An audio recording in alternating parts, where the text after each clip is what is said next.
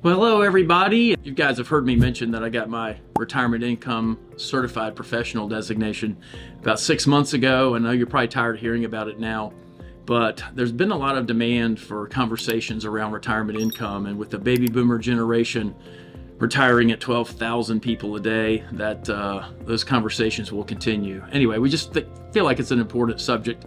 So today what I wanted to do is, many of you never even heard of an RICP, so I wanted to give you the top 10 things that an RICP can do for you in our process, and thought that'd be pretty educational here. Number one, and pretty obviously, we do retirement income planning. And people say, well, Les, what does that mean? Ironically, in the past, folks have said to me before they retired, they said, Les, where's my money going to come from? How am I going to get it? What's going to replace my paycheck going forward? And it's a pretty basic question. And it's actually pretty complicated, right? That's why I spent 6 months getting the designation. Retirement income planning is a combination of things. It's going to be Social Security. If you have access to a pension, that'll be included. If you have access to annuities for guaranteed income, that's part of the process. And then just pulling money from different retirement accounts, your IRAs and 401ks that have built up over time will be part of your retirement income. And then other taxable investment accounts will also be a part of it. A new angle that we're studying more and more these days is a lot of retirees or retirees to be have a lot of home equity in their homes. And I dare say the term reverse mortgage, which used to be kind of a no-no, is actually a pretty cool planning tool these days in the right situations. So those are a lot of things that go into retirement income planning. The second thing that an RICP can do is help you with Social Security optimization. And this is a big one. There's a lot of commentary out there, a lot of cocktail party chatter about when do I take Social Security, what makes the most sense. We can take it as early as age 62, which a lot of folks choose to do. And then if you wait all the way up to age 70, you can get an 8% increase from the federal government in that Social Security payment between 62 and 70. That's pretty attractive too. So there's a lot of calculation that goes into that. We have some very powerful software we've acquired in the last couple of years that will help you make the right Social Security decision as it relates to your overall retirement income. Investment strategies for retirement. This involves making sure the portfolio has the right mix of things. Do we get more conservative as time goes on, like a lot of folks want to do? I mean, quite honestly, with inflation and the way it's been the last 4 or 5 years, we do need a decent amount of exposure to the stock market, the equity market, to make sure that we keep up with that rising inflation. But we make sure we have the right mix of things to make sure your money's going to last. So that's bullet point number 3.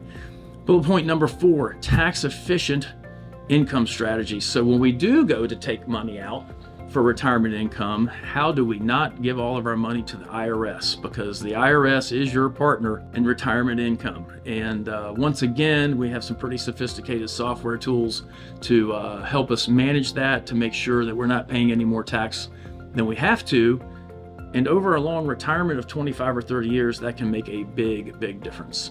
So that's bullet number 4. Number 5, long-term care planning. I won't spend a lot of time on this. If you've worked with Yellowwood for any length of time, you know that we've had these discussions about long-term care expenses being potentially the biggest expense you'll have in retirement.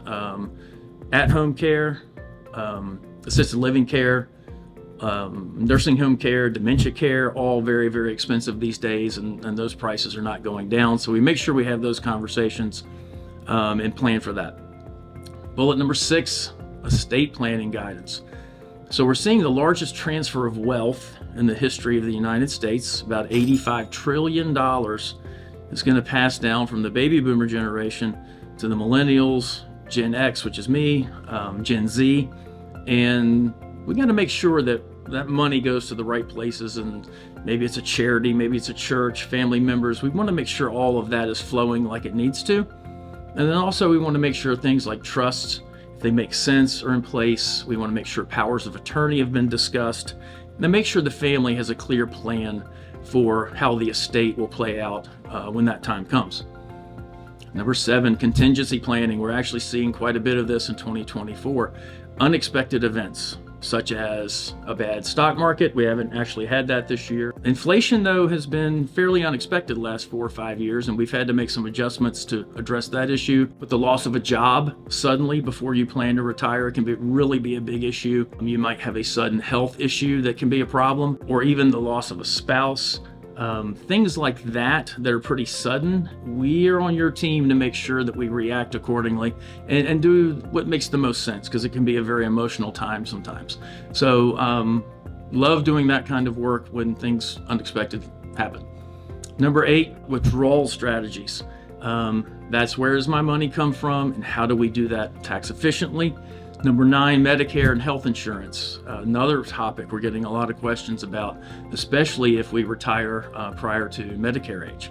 A lot of strategies there. Sometimes we have to find other plans, and we have to come up with retirement income solutions to pay for health care. It can be very expensive pre-65. Question is, where does the cash come from? And we can help with that discussion.